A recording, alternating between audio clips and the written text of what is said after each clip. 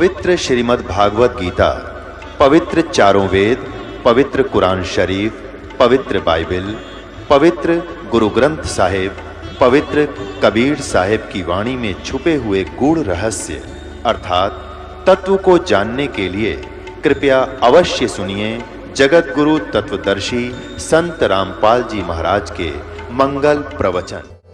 महाराज जी बोले भाई भगवान जरूर सुने अपने बच्चों की। तो उसने सोचा यूँ लड़का बैठा है, इसने दो चार बात बढ़िया बढ़िया बता दूं, बच्चे की रुचि बनेगी। खाना रखा है, महाराज जी लागे ज्ञान चर्चा करने, उस भगत ही बताने लगे कि बेटा बीड़ी शराब नहीं पीनी चाहिए और माता पिता की सेवा करा करें, परमात्मा की भक्ति करनी चाहिए, मनुष्य जीवन बड़ी मुश्किल से मिलता है। तो लड़का था निकम्मा, ने बोला बाबा जी रोटी खा जल्दी, मैंने देर हो है, शिक्षा देने की जरूरत नहीं। तो महाराज जी बोला तो कोई ना, पर अंदर से पता लग गया कि उधर दिमाग डांगर है निरा। वह छोरी ठीक रो इस दुष्ट ने। रोटी खा के जो सेवक थे वो कहने लगे ला भाई बर्तना न मांज दो। बोला दो मेरे माँ मांज लूँगा। मांज देगी मेरी माँ। उसने जल्दी हो रही कदे, वह रात के 12 बज जाए, जल्दी तू वहाँ पहुँच ना पावे चोरी करने। वह झूठे बर्तन ले डांक ठोक दी, चला सपीडते हैं। उस तो आधा किलोमीटर आया होगा आश्रम से, उसका पैर में कांटा चुभ गया, पूरी सूल अंदर फिट होकर टूट गई। परमात्मा का अच्छा काम थोड़ा ही करेगा तो अब इतनी लंबी कीकर की बबूल की, वह कांटा फिट हो गया अंदर, पैर टेके ना और टूट गया अंदर। अब पैर टेक तो दर्द हो रोए, एक टांग का नुकुआ एडी न टेका, कुआ पंजे न टेकर सहज सहज वो घर पर पहुंच गया। 1 घंटा लग गया। अब पता लग गया तू जा भी नहीं सकता, चोरी भी नहीं कर सकता, ना भाग दौड़ सकता।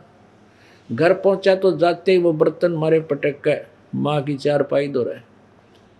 अनु बोला ई पाछे भेजिए, मैंने तेरे महाराज दो रहे। आज गया था तेरे सत्संग में, सौ बड़ाई कराया करती, वहाँ जान तो सुख हो है नो हो जाए। और देख मेरा आज कांटा लग गया, और जिंदगी में ना तो न जान दूर ना मैं जाऊँ, इसे गंदे आदमी दो रहे। अब मान और चिंता होगी है, भगवान देख किसी कर्म फूटे मेरे, ये मालिक आज इसका कांटा लगना था निकम्मे का, अभी इतना दुष्ट है ना आप जानना मन न जान दे।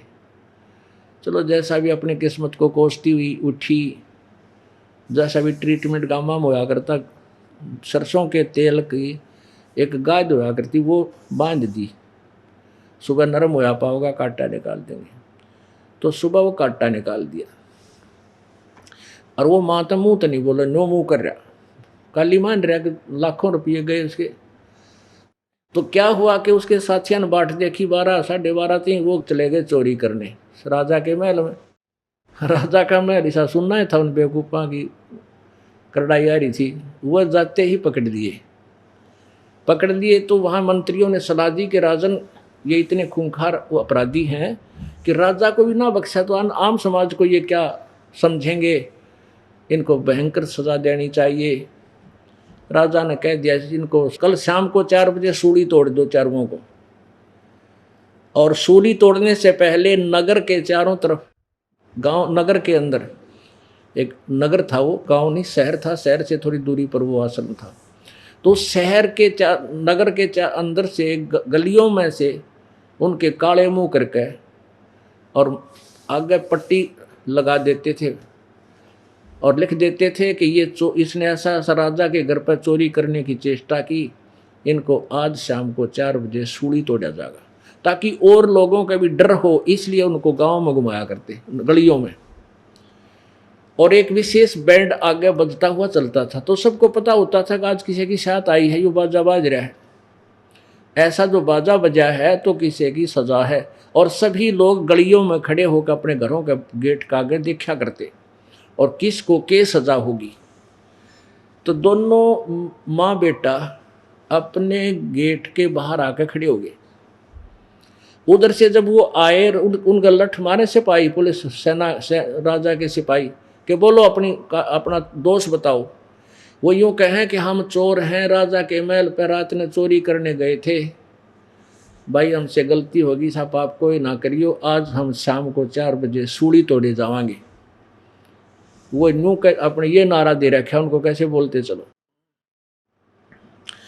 अब जब वो बच्चे वो जाली आगे न करता आगे न, वो बैंड बाजता जालिया सजा वाला, और उस बच्चे ने पहचान दिए तो तेरे मित्र हैं भाई हुए, तो उसकी घीघी बंध गई। अब सारी बात याद आ गई, जय काल मेरा यूं काटा ना लगता तो आज मैं भी सूड़ी टूटता और मेरी माँ का क्या हाल होता। अब वो माँ याद आई उसने, अगर मैं मर जाता तो मेरी माँ की क्या दुर्गति होती, या टक्कर मार मार मरो, इसका कोई और था ही नहीं।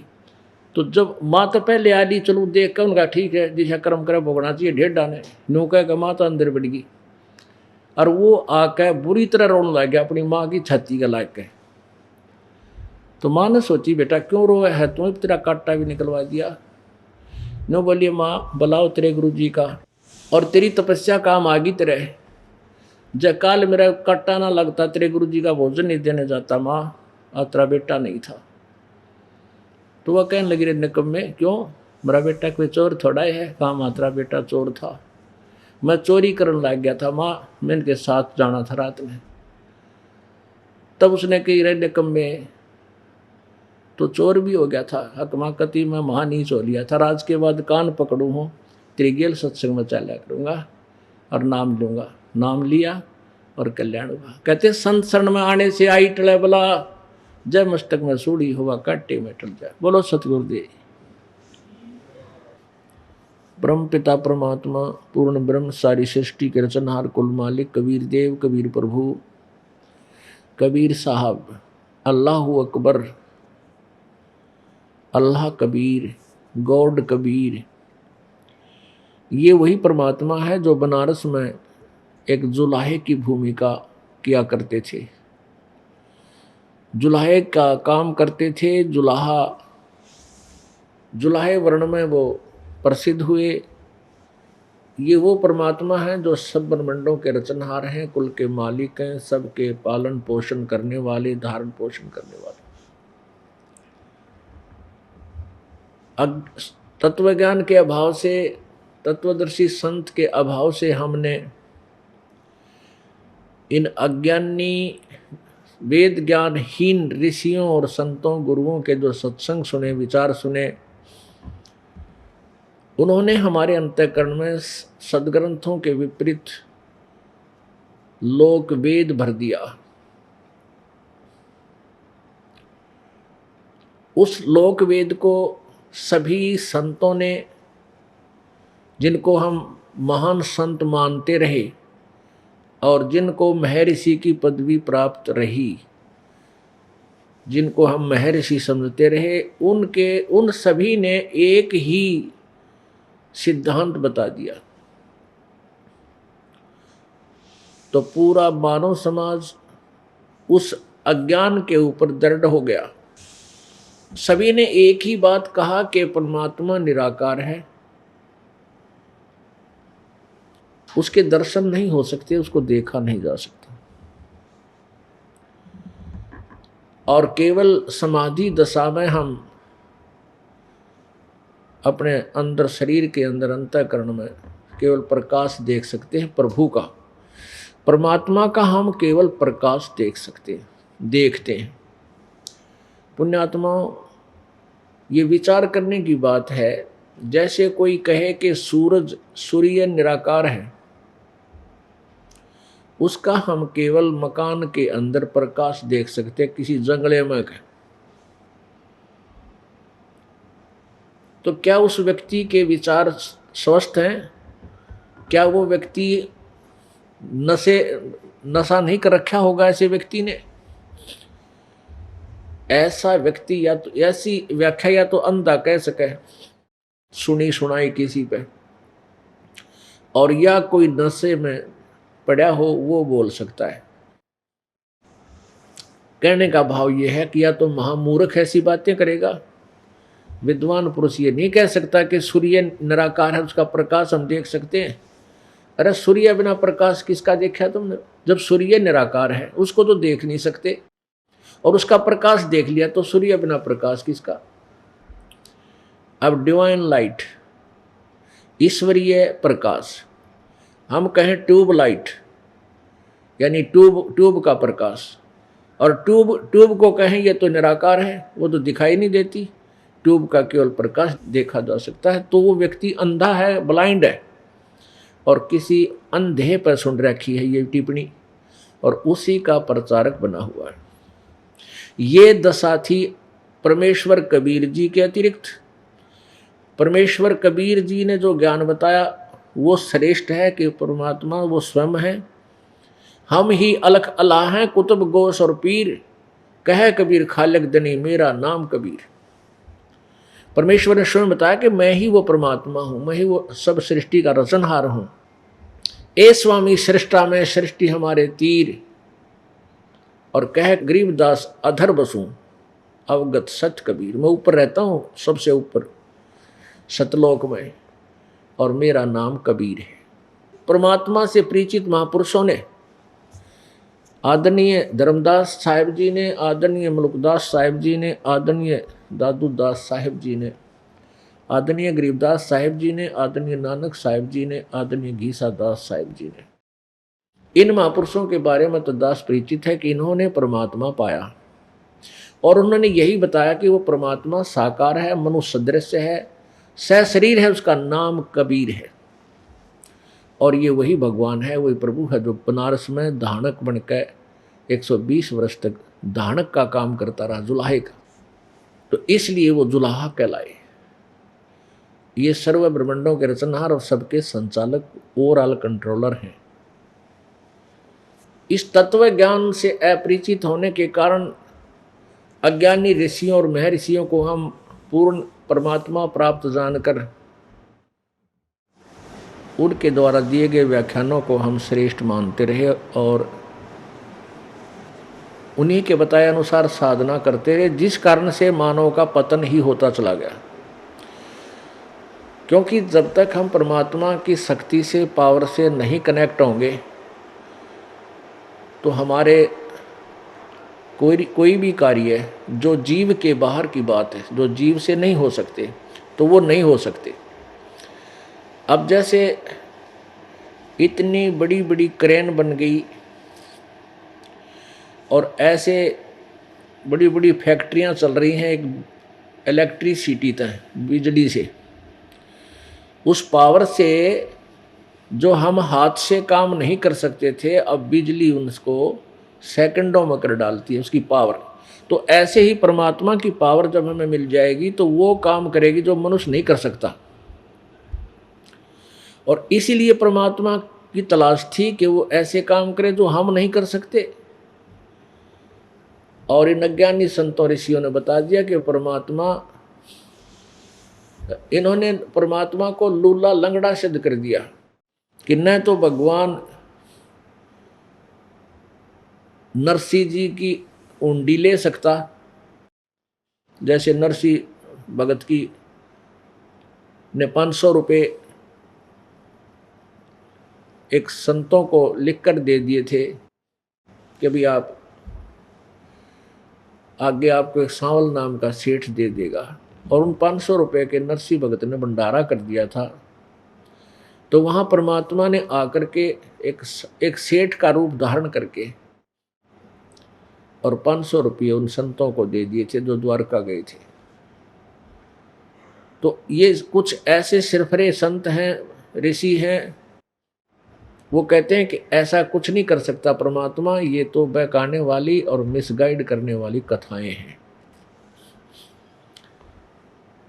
और दूसरा ये कहते हैं कि परमात्मा कोई रोग नहीं खत्म कर सकता, रोग नहीं काट सकता, और परमात्मा जो है केवल किया कर्म ही देता है।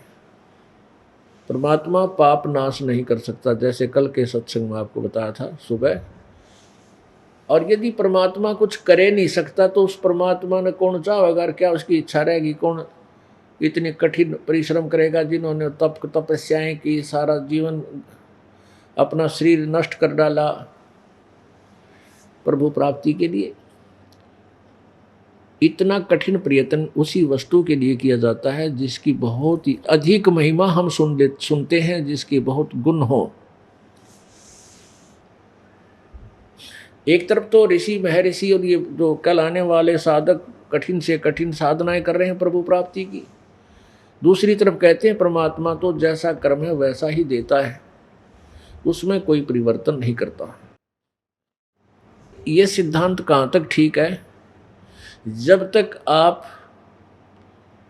पूर्ण परमात्मा की साधना नहीं करते, अन्य देवताओं की, अन्य भगवानों की पूजाएं करते हो, तब तक तो आपको वर्क डन मिलेगा, जैसा किया वैसा ही मिलेगा। और जिसमें परम संत परमेश्वर का भेजा हुआ अपना प्रतिनिधि, उससे उपदेश लेकर के फिर साधना करोगे तो आपके पाप नाश हो जाएंगे, वो आपको भोगने नहीं पड़ेंगे, केवल पुण्य आपको प्राप्त होगी। जैसे अब एक दवाई ऐसी मेडिसिन बन गई कि उसको जब सिंचाई करते हैं तो उसमें उसके साथ ही उस दवाई को मिला देते हैं, और वो औषधि क्या करती है, फसल को हानि नहीं करती, खरपतवार को नष्ट कर देती है, उसमें खड़े अड़ंगे ने उसको नष्ट कर देती, खत्म कर देती। जो बाधक था, फसल को खराब करता था, प्रफुल्लित नहीं होने देता था, ये औषधि का जो मटेरियल था, ये पदार्थ तो पहले था लेकिन खोज नहीं हुई थी।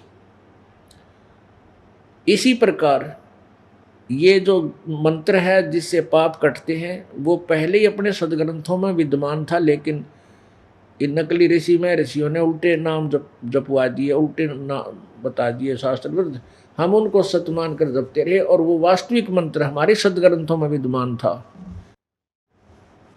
कौन से सदग्रंथों में?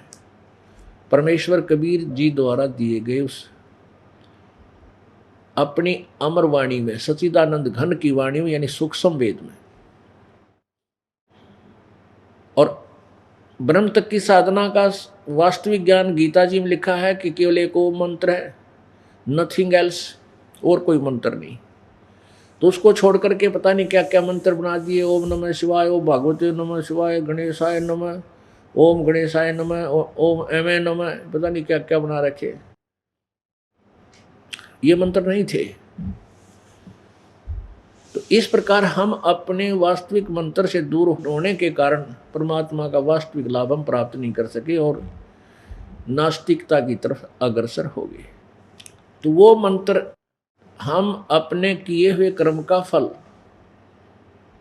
जैसा अच्छा या बुरा है दोनों भोगते हैं, ये अटल सिद्धांत है। और ये कब तक है? जब तक हम परमेश्वर पूर्ण ब्रह्म की साधना शास्त्र अनुकूल विधिवत परम संत जो अधिकारी उससे लेकर नहीं करते हैं, तब तक तो ये विधान नौकानु रहेगा, इसमें कोई परिवर्तन नहीं हो सकता। ना ब्रह्म कर सकता, ना परब्रह्म कर सकता, ना ब्रह्मा विष्णु महेश उसमें कोई चेंज नहीं कर सकते। केवल परम अक्षर ब्रह्म पूर्ण परमात्मा सत्य पुरुष यही कर सकते हैं। तो इस प्रकार अभी तक हम जो साधना करते थे और जो ज्ञान हमें प्राप्त था वो लोक वेद था। परमेश्वर कहते हैं पीछे लग गया जाऊं था मैं लोक वेद के साथ, रस्ते में सतगुरु मिले भाई दीपक दे दिया हाथ।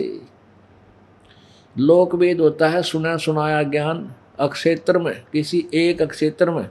जैसे किसी क्षेत्र में दुर्गा की पूजा चल रही है, किसी क्षेत्र में गणेश की पूजा है, और कहीं पर कोई भैरव की पूजा है, कितना हनुमान जी की पूजा में पूरा घाटा जोड़ रखे है, कितना श्याम जी की पूजा करे। वो अक्षेत्र, वो लोक वेद के आधार से किया जा रहा है, वो वास्तविक ज्ञान नहीं है, दंत कथाएं। परमेश्वर आप पे आरती, आप पे साजे, आप पे किंगर, आप पे बाजे, आप पे ताल झां जनकारा, आप नचे आप देखनारा, कह कबीर ऐसी आरती गाऊं, आपा मध्य आप सुनाओ। आपा तो भगत बने, आप ही एक दास बने, आप ही भगवान है, आप ही तत्वदर्शी संत का रोल किया। तो यहाँ क्या कहते हैं, अपने आप के ऊपर उदाहरण ढालकर हमें समझाना चाहते हैं बूढ़ी आत्माओं को कि पीछे लग गया जाऊं था मैं लोक वेद के साथ। लोक वेद क्या है कि ये दास पहले गीता जी का पाठ किया करता, श्री कृष्ण राम विष्णु जी शंकर भगवान जी हैं और बाबा श्याम जी और हनुमान जी, इनकी पूजा करते थे। यो लोक वेद था। इस लोक वेद के साथ चले जा रहे थे हम अपने जीवन के सफर में, और रास्ते में सतगुरु मिल गए, सतगुरु तत्वदर्शी संत मिल गए। वो दीपक दे दिया हाथ, यानी ये तत्व ज्ञान रूपी टॉर्च दे दी अब भाई कित खड्डा में पड़ रहा है, रास्ता पकड़ साफ जो। तो हम इस तत्व ज्ञान रूपी दीपक की रोशनी में अब हम सही रास्ते चल रहे हैं, उबड़ खाबड़ रास्तों में ठोकर नहीं खा रहे। तो परमेश्वर कहते हैं पीछे लग गया जाऊं था मैं लोक वेद के साथ, और रास्ते में सतगुरु मिल गए, वह दीपक दे दिया हाथ। अब हाथ में दीपक है यानी अंधेरे में टॉर्च है, और फिर कुआं में पड़े तो उसका क्या करे भाई। अब आपको ज्ञान भी दे दिया, आपको बता भी दिया इस साधना से यह हानि है, फिर भी तुम वही साधना करोगे तो वही बात आएगी कि कर दीपक कुआं पड़े, फिर क्या की कुशलात। हाथ में टॉर्च ले रहा है फिर कुएं में पड़ने लग रहा नालायक, फिर तो भांग भी रखी है तूने, अभी उतरी नहीं है तेरी, सफर जरूर शुरू कर दिया है, उसका कोई फायदा नहीं। तो पहले तो ये अज्ञान रूपी भांग आपकी उतरे और ये सच्चा ज्ञान हृदय में समावे, फिर भक्ति प्रारंभ होती है। गीता जी अध्याय नंबर 2 के श्लोक नंबर 53 में कहा कि अर्जुन, जिसमें तेरी बुद्धि ये नाना भिन्न भिन्न प्रकार के भ्रमित करने वाले वचनों से ज्ञान से हटकर एक तत्व ज्ञान पर, एक परमात्मा पर स्थिर हो जाएगी, तब तो तू योग को प्राप्त होगा, अर्थात तब तो तू भगत बनेगा, तब तो तू भक्ति के योग्य होगा। जब तेरी भक्ति प्रारंभ होगी, स्टार्ट होगी, ना तू इंडलेड हो है। तो पुण्यात्माओं, ये दास चाहता है कि आपको इतना दृढ़ कर दूं कि ब्रह्मा भी आ जा और विष्णु शिव जी आ जा अपने ज्ञान में, आप उनके छक्के छुड़ा दो, उनसे भी डगमग ना हो सको, तब हम सतलोक जा सकेंगे। ना तो कालक ने मेरे एजेंट छोड़ रखे हैं जगह जगह भ्रमित करने वाले, इससे भी क्या होगा, अपने दादा लाई पूजा ना छोड़ा करते, यानी ना जाने कितने का आ जाएंगे फिर आपको शिक्षा देने वाले। पर आपने दृढ़ रहना है, किसी की नहीं सुननी भाई, ठीक आप अपना करो हम अपने करें। तो परमात्मा बंदी छोड़ जी चारों युगों में आए, सतयुग में अपना सच्चा ज्ञान बताने के लिए आते रहे। सतयुग में सत्सुकृत नाम से, त्रेता में मुनिंदर नाम से, द्वापर में करुणामय नाम से, और कलयुग में अपने ओरिजिनल नाम, वास्तविक नाम कबीर देव। कबीर देव, कबीर साहब, अल्लाह कबीर, अल्लाह अकबर, ये प्रभु परमेश्वर का वास्तविक नाम है। और सत्य पुरुष, परम अक्षर ब्रह्म और परम अक्षर पुरुष, ये उपमात्मक नाम है। जैसे अपने देश के प्रधानमंत्री जी का शरीर का नाम तो अन्य होता है, और प्रधानमंत्री या प्राइम मिनिस्टर ये भाषा भिन्न होने से इनके पद के नाम हैं। तो ऐसे कबीर परमेश्वर का, उस परम अक्षर ब्रह्म जी यानी सत्य पुरुष का वास्तविक नाम कबीर है। उसको कबीर कहो चाहे कबीर कहो, कबीर कहो कबीर कहो, हम अपनी भाषा भिन्न से बोलते हैं। और उनकी उपमा यानी पोस्ट का नाम है सत्य पुरुष, अविनाशी परमात्मा, परम अक्षर ब्रह्म, पूर्ण ब्रह्म, परमेश्वर, ये उनके यानी पद के नाम है, उपमात्मक नाम है। तो ये परमात्मा चारों युगों में आते हैं, और चारों युगों में यही अमृत ज्ञान अपनी सच्चिदानंद घन की वाणी अर्थात सूक्ष्म वेद, पांचवा वेद प्रचार करते हैं। कैसे करते हैं? क्योंकि वेद संस्कृत भाषा में थे, और वेदों के पढ़ने वाले प्रत्येक युग में एक ही वर्ग इनका ठेकेदार रहा है, ब्राह्मण कहा करते हैं। और परमात्मा आते थे प्रत्येक युग में जनसाधारण के लिए एक सिंपल लैंग्वेज में, उस समय की चल रही उसी लोकल वाणी में वही पूर्ण ज्ञान वेदों का और पुराणों का अलग से लिपिबद्ध करवा के जाया करते थे। जैसे हमने कोई सामान बेचना है, किसी गांव में जाकर खड़े हो जाएंगे, अपना सामान खोल के आवाज़ लगाएंगे, ले लो भाई प्याज, ले लो प्याज, बहुत बढ़िया हैं, देख कितने अच्छे हैं, किसी मोटे मोटे इसके दल हैं। तो 10-20 लोग इकट्ठे हो जाएंगे, फिर वह प्याज को लेगा, ले लेगा ना, तो नो जरूर का भाई प्याज बेचनी आ रहा है, वहाँ खड़ा है। तो परमेश्वर कबीर जी अपनी वाणी को कहीं भी खड़े होकर के और अब पर गाड़ लग जाया करते। कहीं भी खड़े हुए चौराहे पर या किसी नगर में और ऊंची आवाज में आवाज लगाते थे, क्या कहते थे? राम नाम रटते रहो, राम नाम रटते रहो, जब तक घट में प्राण, कब हो तो दीन दयाल के बिनक पड़ेगी कान। कबीर लूट सको तो लूटियो, राम नाम की लूटे, पीछे फिर पछताओगे, प्राण जाएंगे छूट। अब अपनी इस लोकोक्तियों के माध्यम से, कविताओं के माध्यम से, शब्दों के माध्यम से परमात्मा ऐसे अपनी महिमा आप पर गाया करते। परमात्मा की आवाज़ को सुनकर इस अमृतवाणी में, परमात्मा की अमृतवाणी में विशेष कसक है। आत्मा एकदम फड़क कर देखती है, या उसको खींचती है आत्मा को परमात्मा की वाणी। तो वहाँ 20, 30, 50, 100 आदमी जो तमाशा देखनी है वो इकट्ठे हो जाते। फिर परमात्मा घंटे 2-2, 3-3 घंटे सत्संग सुनाते और वो यूँ बैठे रहते, मुंह की तरफ देखते रहते। फिर परमात्मा की महिमा आसपास फैलने लग जाती कि वे बहुत बढ़िया ज्ञान सुनाता है। एक बावड़ा सा आदमी आया करे, आप बोल रहा कितना हो खड़ा हो गए। अब और के करे परमात्मा, क्योंकि सारे विद्वान पाक रहे हों, संस्कृत भाषा जाननी है तो वो मानना नहीं परमात्मा की वाणी ने। और जनसाधारण वैसे नहीं सुने, क्योंकि वो नकलियान वो भ्रमित गणे कर रखे। तो परमेश्वर कहीं खड़े होकर के अपनी उस अमृत वाणी की बौछार करने लगे। तो उस परमेश्वर की वाणी में एक और विशेष खासियत है कि कुछ ऐसे कर्म हैं पाप, जो परमात्मा की इस वाणी का श्रवण करने से आपके पाप नष्ट होने लग जाते हैं।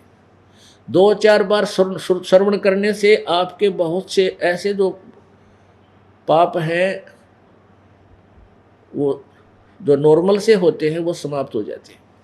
और फिर रुचि बन जाती है भगवान में आस्था बनने लग जाती है। जैसे तुलसी पिछले पाप से हरि चर्चा ना भावे, जैसे जवर के वेग से भाई भूख बेदा हो जावे। जैसे किसी का बुखार चढ़ गया,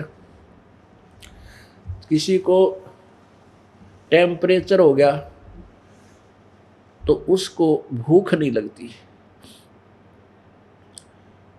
और विशेषकर मलेरिया हो जाता, जमा जुलम पाट जाए, बुखार हो जाएगा तो जीभ की तरफ रोटी ना सेब ना मनुखादा लगा नहीं सकते, मुंह का उल्टी आवे, उल्टी गिरने को हो जाती है, इतनी कड़वी लगती है।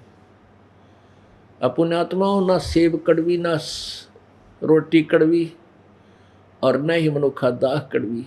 उस बुखार ने, जवर ने उस बीमार व्यक्ति के शरीर की व्यवस्था बिगाड़ दी, जिस कारण से मीठी वस्तु भी कड़वी नजर आ रही है, लग रही है, महसूस हो रही है।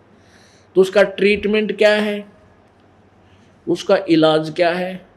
कड़वी गोलियां खानी पड़ेंगी। कुनीन से कड़वी कोई गोली नहीं होती, टैबलेट, और वो भी 2-2, 3-3 की फांके मारने पड़ेंगे, ना चाहते भी खाने पड़ते।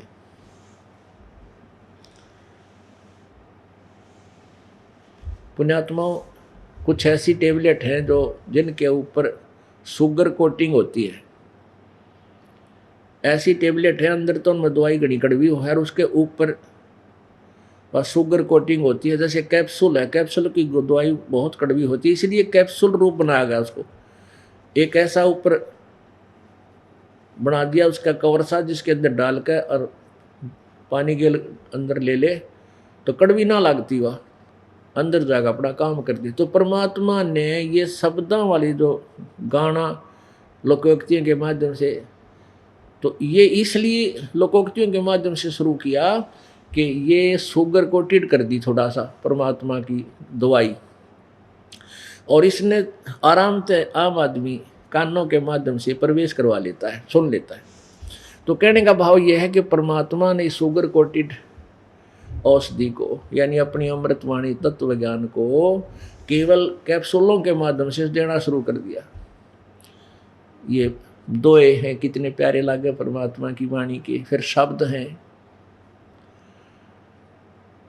नहीं तो सीधी बात 4 बातें हैं भाई, भगवान की भक्ति करो, परमात्मा यो है, परिभाषा ये है परमात्मा की, ब्रह्मा विष्णु महेश से इतना लाभ है, इनकी भक्ति से, ब्रह्म की भक्ति से इतना लाभ है, पर ब्रह्म की भक्ति से ये लाभ है, और पूर्ण परमात्मा की भक्ति से ये लाभ है। इनके ये मंत्र हैं, इनके ये मंत्र हैं, इनके ये मंत्र हैं। भाई भक्ति नहीं करोगे तो 84 लाख योनियों में बहुत दुख पाओगे, कुत्ते गधे सुअर बनोगे। ये तो है एक साधारण सी बातें, हम 1 घंटे में सारी कहानी सुना सकते हैं आपको। लेकिन ये क्यों शुरू किया लोकोक्तियों के माध्यम से और शब्दों के माध्यम से? क्योंकि उस समय कोई भी ज्ञान का गाहक नहीं था, ग्राहक नहीं था, क्योंकि उल्टे ज्ञान से रंग रखा था और जनता अशिक्षित थी। तो ज्ञान को अगर सिंपल लैंग्वेज में साधारण सी बात हमको बताओ, परमात्मा कबीर जी की कोई नहीं सुना था। तो परमेश्वर ने अपना एक इसका विकल्प ढूंढा। कहीं भी खड़े होकर के वाणी बोलने लग जाते थे और वो मीठी लग गई थी परमात्मा की वाणी, क्योंकि हमारे अंदर एक कान जो है ना, विषय एक विकार है, जो शब्द यानी सुरीली आवाज़ हमने घनी पसंद है। आपने देखा होगा जैसे परमात्मा की वाणी बोलते हैं तो सबका समझ में नहीं आती, ये 2 है में के लिखा है, पर बट अच्छी लगती है कानों को। जैसे कई बार आपने देखा होगा पहले रेडियो ऑन कर लेते थे और बंगला भाषा में गाने आया करते, वो गाना तक में समझ में नहीं आता, पर साज बाज प्यारा लग गया करता, वो भी 1 आध मिनट सुन लिया करते, टन टन टन, वो चाहे वो उसका अक्सर एक भी नहीं समझ में आता था। और फिल्मी गानों के ही तर्ज पे उनके ऐसे ही गाने हैं। तो ऐसे ही परमात्मा ने चाहा कि ये मैं जो दोहों के माध्यम से, कविताओं के माध्यम से बोल कर सुनाऊंगा तो ये थोड़ी बहुत देर सुन लेंगे उस बंगला वाले गाने की तरह। तो कहने का भाव ये है कि उससे भी हम उन श्रोताओं के बहुत से पाप नरम हो गए और फिर उनका बुखार उतर गया। वो शुगर कोटेड गोली खाने थे, टेबलेट खाने से जब बुखार उतर गया तो फिर वो रोटी, वही मनुखा दाग स्वादिष्ट लगने लगी। चाहे सूखी रोटी मिल जाए, जब बुखार उतर गया और बहुत चाव से खा लेता है। तो पुण्यात्माओं, ऐसे ही परमात्मा ने जगह जगह जाकर के अपने आप खड़ा होकर के कहीं कहीं एक तारा लेकर के सुनाने शुरू कर देते थे। तो क्या हुआ कि जो उनकी रेंज में आगे जिन्होंने सत्संग सुन लिए, परमात्मा के वचन सुने, उनके बुखार उतर गए, कुछ पाप नरम हो गए, फिर उनका चाव चढ़ गया उस परमात्मा की वाणी सुनने का। फिर वो ढूंढने लगे अब कहाँ सत्संग करेंगे महाराज जी। तो फिर वही व्यक्ति 100 कोस जा कर के 20 मील चल के और सत्संग सुनने लगे। ऐसे प्रत्येक युग में ऐसे आते हैं और कई लाखों की संख्या में परमात्मा की अनुयायी बन जाते हैं, क्योंकि उनकी वाणी में भी ऐसी शक्ति है कि वो पाप कटते हैं। जैसे हम ये सत्संग परमात्मा की महिमा आपको सुना रहे हैं, ये ज्ञान यज्ञ है और इस ज्ञान यज्ञ समर्थ वाणी से भी आपके बहुत से पाप नष्ट होते हैं। और फिर ऐसी रुचि बन जाती है कि आप अब देख रहे हैं कई तो प्रत्येक सत्संग में आ रहे हैं, महीने में 2-2, 3-3 बार। आपका बुखार उतर गया, आपको ये मनुष्य अब ये रोटी अच्छी लगने लगी, आप स्वस्थ हो गए। तो पुण्यात्मा, परमात्मा के ये लक्षण हैं, ये है कि वो ऐसे आता है और अपनी महिमा आप पे गा के आप सुनाता है। तंबूरे लेकर भी गाता, तंबूरे माने एक तारा लेकर भी सुनाता था। और प्रत्येक युग में ऐसे कबीर सा परमात्मा के साथ इन काल के एजेंटों ने ऐसा ही दुर्व्यवहार किया। ऐसे ही सतयुग में ये मनु जैसे और अन्य जो भी ऋषि थे, उनके उस समय परमात्मा कहते थे भगवान साकार है और मनोजीर कहते थे भगवान निराकार है, क्योंकि ब्रह्मा पर ज्ञान प्राप्त था उनको। ब्रह्मा जी को कह का पता कोई ना वेदों के बारे में। तो परमेश्वर कहते थे कि परमात्मा सभी पाप नाश कर देता है, और वो नकली ऋषि कहा करते प्रारब्ध तो भोगने से ही समाप्त होता है। कहने का भाव ये है कि परमेश्वर तो सत्य बोले, सच्ची बात कहें, शास्त्रों के अनुकूल बोले। और वो जो महर्षि पाक रहे थे, मनु जैसे, वहाँ वशिष्ठ जैसे, ये कहें कि ये जो सत सुकृत है, जैसे सतयुग में सत सुकृत जो है ये उल्टी खोपड़ी का आदमी है और सारी उल्टी बात कहता है। तो कबीर साहब को वामदेव कहने लगे। वाम उस व्यंग्यात्मक तरीके से बोलते थे कि वो आ गया वामदेव माने उल्टी खोपड़ी वाला, यानी उल्टा बोलनिया। वाम माने उल्टा, जैसे एक तो राइट हैंड, ये तो सीधा हाथ, इसको क्या करें उल्टा हाथ, बामा यानी उल्टा। और अब क्या बताते थे उनको, पहले तो सुनाते थे अपने आप को छुपा करके कि भाई परमात्मा सतलोक में रहता है,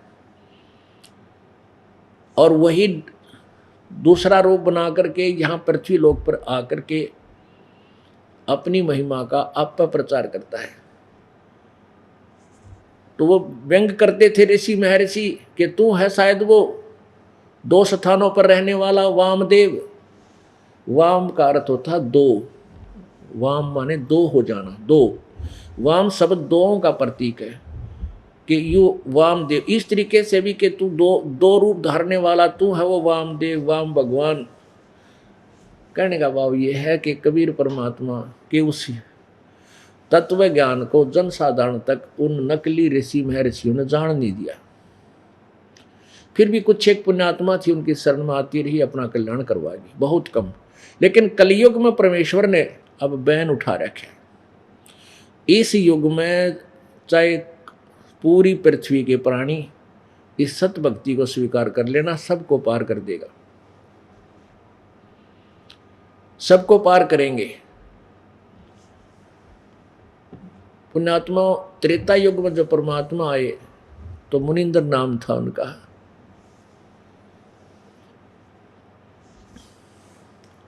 मुनिंदर नाम से प्रसिद्ध थे, मुनिंदर ऋषि रूप से। तो उसी समय एक नल नील नाम के, नल और नील ये 2 आपस में मतलब मौसी के बेटे थे और आपस में बहुत अच्छे मित्र थे। उनको बहुत भयंकर बीमारी थी। उन्होंने सभी ऋषि महर्षियों से जाकर के अपने कष्ट संकट निवारण की प्रार्थना की थी। पहले तो जिस भी गुरु के पास जाते थे वो कोई जंतर मंत्र साधना, कोई वेद का मंत्र बोलता था, इसको पढ़ ले भाई, इतनी बार डेली जाप कर लेना, इतना ऐसे कर लेना तो ठीक हो जाएगा। जब किसी से कोई लाभ नहीं हुआ तो प्रत्येक संत ने, प्रत्येक ऋषि ने ये कह दिया कि भाई बेटा नल और नील ये तुम्हारे प्रारब्ध का कर्म है, तुमने भोगना ही पड़ेगा, ये किसी प्रकार भी ठीक नहीं हो सकता कि यह कर्म तो बेटा भोगना ही पड़ता है, ये तो भोग कर ही समाप्त करना होता है। जिसके पास भी गए उन्होंने पहले तो अपने जंतर मंत्र बताए, जब नहीं कुछ हुआ तो यही स्टेटमेंट सुना दी। अब दोनों ने ये सोच लिया कि अब तो तुम्हारी मृत्यु तक ये कष्ट रहेगा, और ज़्यादा चिंतित होकर बहुत मायूस रहने लगे, बहुत पीड़ित थे। एक दिन उन्होंने परमेश्वर मुनिंदर रूप में आए हुए सत्य पुरुष कबीर जी का सत्संग सुनने का सुअवसर मिला। जो ही परमात्मा ने अपना ज्ञान और ये प्रचार और अपनी वाणी शुरू की, कुछ तो राहत सी उनको मिली। और फिर जो ही सब भक्त आ रहे थे, चरण छू रहे थे, आशीर्वाद परमात्मा दे रहे थे, नल और नील ने जो ही परमात्मा के चरण छुए और परमात्मा कबीर जी ने दोनों के सिर पे हाथ रखा, वो तुरंत स्वस्थ हो गए। ऐसे स्वस्थ हो गए जैसे उनका बीमारी ठीक हो नहीं। तो दोनों ने चरण पकड़ दिए और कहा, प्रभु आप तो सचमुच परमात्मा अवतार आए हो। और ऐसे ऐसे पूरी कहानी खड़े होकर के सभी श्रोताओं में बताई, भाई हम इतने दिन से बीमार थे और हम ऐसे ऐसे ना जाने कितने ऋषि संतों के पास जा लिए, उन्होंने मैं ये कह दिया था कि तुम्हारा ये प्रारब्ध का कर्म है और तुम्हें भोगना ही पड़ेगा। और हम तो कति हताश हो गए थे, जीवन से निराश हो गए थे। आज परमात्मा कबीर जी यानी मुनिंदर जी महाराज जी के आशीर्वाद मात्र से हम स्वस्थ हो गए। फिर उनका इतना दृढ़ विश्वास हो गया, परमात्मा की सेवा में रहने लग गए। तो पहले ये सत्संग परमात्मा भंडारे किया करते थे, नदियों के किनारे, दरियाओं के किनारे होते थे पानी का। वैसे आजकल तो हैंडपंप और कुएं काय बना रखे, उसमें नहीं थे, वो बहुत गहरे होते थे पहले सतयुग त्रेता में। तो दरियाओं के आसपास ही समागम हुआ करते, सत्संग होते थे। अब नल नील को परमात्मा ने कहा, बेटा तुम सेवा कराया करो, भगत भंडारे में सेवा करवाओ, कोई बर्तन साफ करे, इससे पाप कटा करते हैं। देखो हमने जन्म मरण का रोग कटवाना, जो दीर्घ रोग ब्रह्मा विष्णु महेश का भी लगा हुआ, उनका भी ना कटे, भी इस हॉस्पिटल में कटेगा तुम्हारा पक्का। तो पुण्यात्मा जिसने अपना रोग कटवाना, फिर कोई भी ट्रीटमेंट बता दे डॉक्टर, वो करेगा कैसी है? फिर एक्सरसाइज बताओ, रिहर्सल बताओ, परहेज बताओ, सारे रखने पड़ेंगे। तो नल नील ने ऐसे अपनी पूरी प्रक्रिया जो गुरु जी ने बताई, सारी क्रियाएं करने लगे। तो उन्होंने सोचा, और तो हम इतने समझदार को ना रोटी राटी या सब्जी बनवा दें, बर्तन साफ करने की, और जो रोगी हों, बीमार हैं, क्योंकि परमात्मा के पास भी दुखी आया करते, ज्ञान की उनने कोई नहीं समझा था उस समय। और सब ने ये पता हो गया भाई परमात्मा बंदी छोड़ कबीर मुनिंदर जी के पास जाते ही भाई रोग समाप्त हो जाते हैं। तो बहुत बीमार से मारान लग गए, लूले लंगड़े। तो वो क्या करते थे, उन नल नील, क्योंकि आप अपने बर्तन साथ लेकर जाया करते थे और अपने चादर कपड़े साथ ले जाते थे। तो वो क्या करते थे, नल और नील बर्तन साफ करते, किसी के कपड़े, बूढ़ा ठेरा जो बीमार से मारा पास, उनके कपड़े धोते। तो जो भी सत्संग में चर्चा सुनते, सत्संग के बाद वो सेवा में जाते। दरिया के किनारे बैठ के, पहले ही से साबुन सुबुन थे कोई ना, पानी में बह के 1 घंटा तो उसकी बाट देखा करते, थोड़ा मैल गड़ दे, फिर दे मोगरिया टट्ठम डट्ठा वो कपड़े धोया करते, पटक पटक के। तो उन्होंने ऐसे ही क्रिया करते थे। तो बर्तन भी ऐसे ही पहले पानी में भेज दिया करते थे, भिगो देते, कुछ देर वो नरम हो जाता, वो उसके ऊपर लगा हुआ मैल, फिर धोया करते थे। तो वह ऐसे डाल कर पानी में बैठ जाते दरिया के किनारे, वृक्ष के नीचे दूर सी जाकर, कितनी मैल इनका नरम हो जाएगा, और वहां बैठ कर चर्चा करते रहते। तो क्या होता, कुछ कपड़े बह जाते, कुछ बर्तन बह जाते, वो ध्यान नहीं देते। जितने शेष बचे पानते उन्हें धो धा के मांझ मूंझ कर जाकर जिसके थे उसने दे देते। फिर वो देखते, भाई हमारे तो किसी का कटोरा कोई ना, किसी का गिलास नहीं, किसी की थाली कोई ना, किसी का पजामा नहीं था, किसी का कुर्ता नहीं।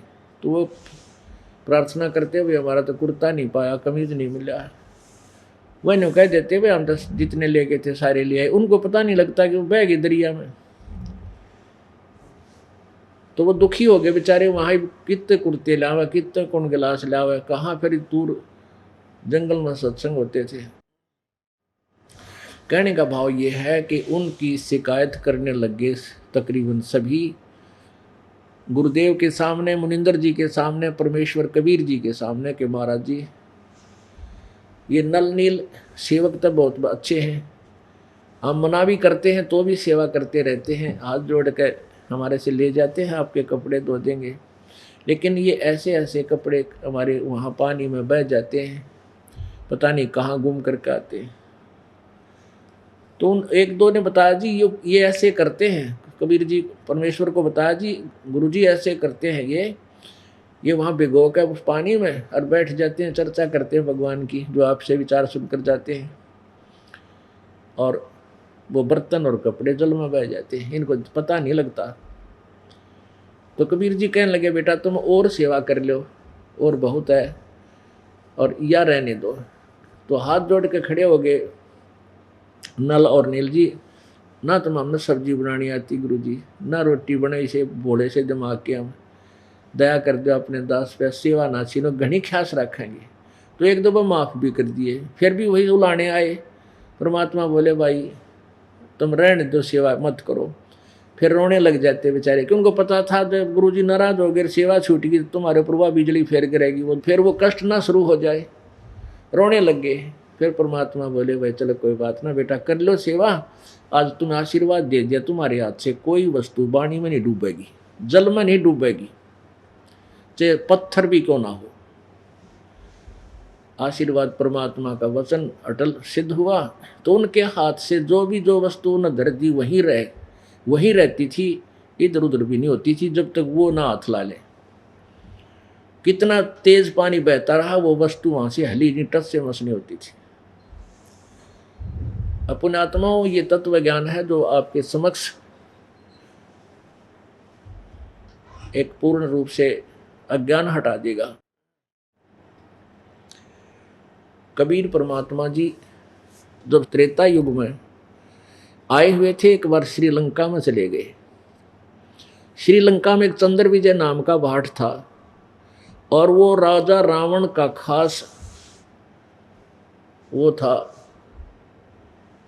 गवैया।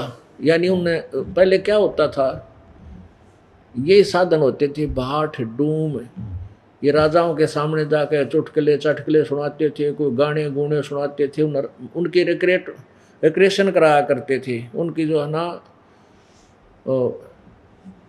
आजकल तो टीवी हो गए, गाने गुणे सुन ले हैं, फिल्म देख लेते, वो उनकी अम्यूजमेंट का साधन था। तो वो भाट वहाँ जाकर के राजा रावण की प्रशंसा करा करते, तुम राजाओं के राजा हो, तुम बड़े बलशाली हो, यानी उनकी महिमा गाया करते थे। और चंद्र विजय की पत्नी वो मंदोदरी रानी के पास जाती थी और नरी बूंदी कथा सुना के, बेहुदी बातें सुना कर रानी न सहाया करती थी। पहले इसी साधन होया करते, इस तरह के ये होते थे।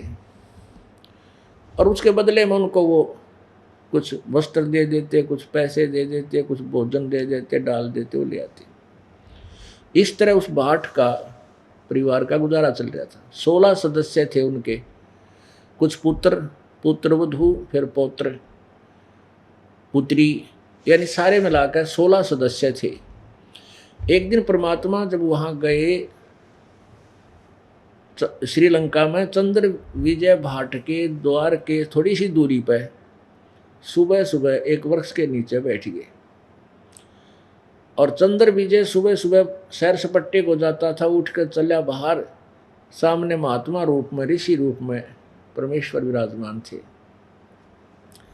और धार्मिक लोग सभी होते थे, सभी वर्ण के, परमात्मा को चाहने वाले होते थे, चारों वर्णों के आदमी, डरने वाले होते थे भगवान को। और ऋषि रूप में परमात्मा मानते थे कि ऋषि लोग भगवान से मिले हुए होते हैं, तो साधु संत फकीरों की बहुत आदर करते थे। तो चंद्र विजय ने जाकर के नतमस्तक हुए, चरणों में शीश रखा।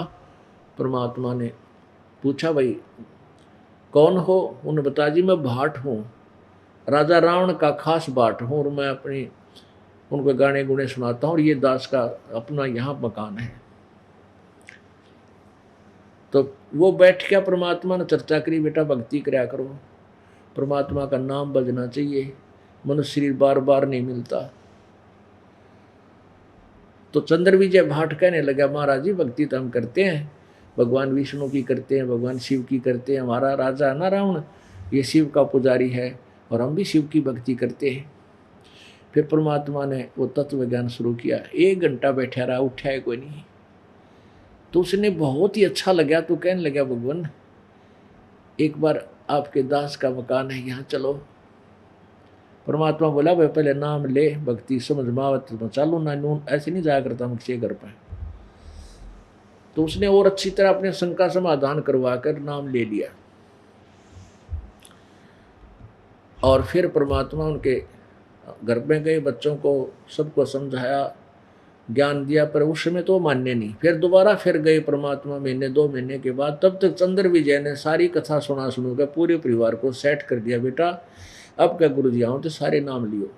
तो उसकी पत्नी ने भी, बच्चा ने भी, बेटियां ने भी, सब ने, उसकी पुत्रवधुओं ने, सब ने नाम ले लिया। 16 के 16 सदस्य भगवान के शिष्य बने।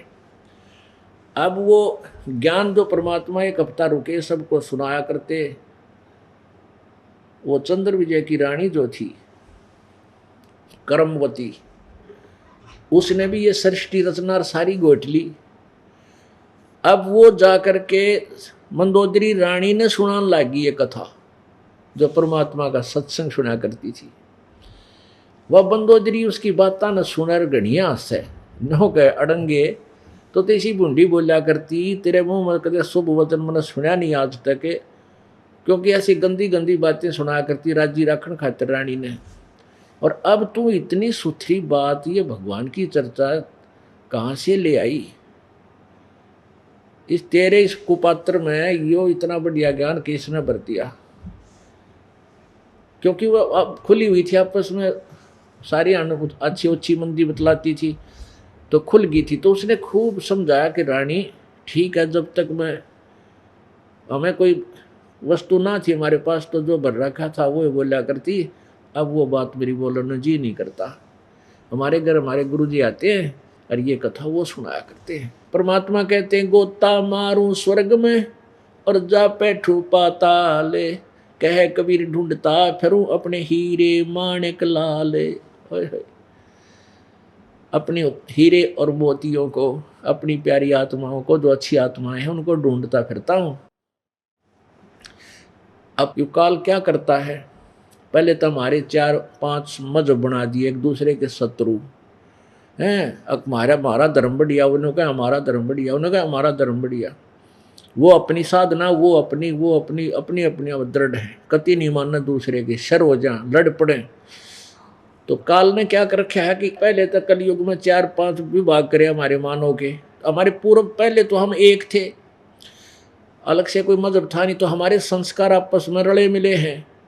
उन संस्कार बस आज कोई हिंदू है, अगले जन्म में मुसलमान का घर जन्म लेगा पिछले संस्कारों से, और मनमाने तीसरे जन्म में वो सिख का जन्म ले ले अगले जन्म में, और फिर सिख से फिर जाकर मनमाना की ईसाइयों का जन्म हो जाए उसका, क्योंकि वो पिछले संस्कार तो हमारे रले मिले हैं।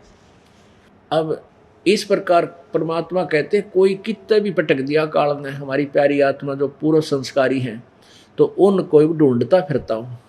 गोता मारूं स्वर्ग में जा बैठूं पाताल, कह कबीर ढूंढता फिरूं अपने हीरे मोती लाल। अब मंदोदरी ने कहा कि बहन इब कह तेरे पे गुरुजी आओ ना, मेरे पास बुला के लाना, मेरे से बात कराना उनकी। ये तो बहुत अच्छा ज्ञान है। वो एक दासी और मंदोदरी रानी और वो कर्मवती एक दासी। अब अपनी रानी को एकदम कुछ नहीं कहा जा सकता नौकर से, बड़े हिसाब से बोली, कहने लगी जो आपकी आज्ञा महारानी, अवश्य संदेशा आपका गुरुदेव को दे दूंगी, आना ना आना उनकी मर्जी, मैं उनको कंपेल नहीं कर सकती। और एक बात सुनी है गुरुजी ने हमें सत्संग में कि संत को बुलाना नहीं चाहिए, प्यासे ने कुएं के पास जाना चाहिए।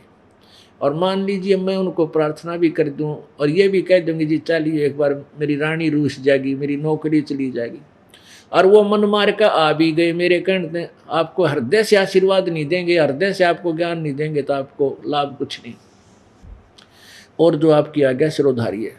तो मंदोदरी पुण्यात्मा थी नवली बेबे, बहन फिर ऐसी गलती मैं क्यों करूँगी, जब जिससे मैंने कुछ लेना है और वो रुष्ट हो गया और ज्ञान नहीं देगा मुझे, फिर आना ना आना मेरे लिए लाभ क्या हुआ। अब कह तेरे गुरुजी आवे, मुझे संदेशा देना, मैं तुरंत आऊँगी। ऐसा ही हुआ। और कहते हैं बुद्धिमान तो तुरंत समझ जाते हैं, पुण्यात्मा जो पहले की होती हैं पिछले संस्कार, वो ज़्यादा देर नहीं लगा करते, अग्रम अग्रम नहीं करते, वो तुरंत स्वीकार कर लेते। अब कुछ तो उस चंद्र विजय की पत्नी ने मंदोदरी को ज्ञान सुना सुना के कति नॉर्मल कर रखा था, फिर परमात्मा के मुख से सुनकर तो तुरंत मान गई, उपदेश ले लिया। अब रावण का छोटा भाई था विभीषण, फिर मंदोदरी ने अपने देवर विभीषण से कहा कि ऐसे ऐसे गुरुजी आते हैं इन चंद्र विजय के घर पे और बहुत ही अच्छा ज्ञान सुनाते हैं, और मैंने तो उनका उपदेश ले लिया। तो विभीषण भी बहुत अच्छी आत्मा था, उसने कहा फिर आपने मुझे पीछे क्यों छोड़ दिया, मैं भी उपदेश लूँगा। अगली बार परमात्मा आए तो विभीषण ने भी मालिक का ज्ञान सुना, क्यों मंदोदरी ने उनको पहले ज्ञान से रंग दिया, सुना सुना के फिर विभीषण ने भी उपदेश ले दिया। कुछ दिनों के बाद रावण ने एक को बदबाई सीता उठा ली। सीता उठाने से और उसके साथ अवैध संबंध करने का भरसक प्रयत्न किया रावण ने, परंतु परमात्मा की कृपा से और सीता जी के दृढ़ प्रतिज्ञा से वो सफल नहीं हो पाया दुष्ट आत्मा। लेकिन मंदोदरी को पता चलता था कि रावण ऐसी गलतियां करने की चेष्टा कर रहा है तो वो घनी दुखी होगी।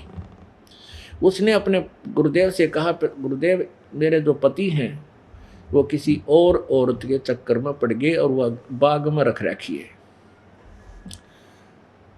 परमात्मा बोले, बेटी यह आम औरत नहीं है, ये समझो ये लक्ष्मी का अवतार है, और जिसकी यह पत्नी है वो विष्णु अवतार है। तेरे पति ने कह दे हाथ जोड़ के और पैर पकड़ ले और इसको वापस दे आवे, इसकी खैर है, नहीं तो वे थारा कुल नाश हो जाएगा।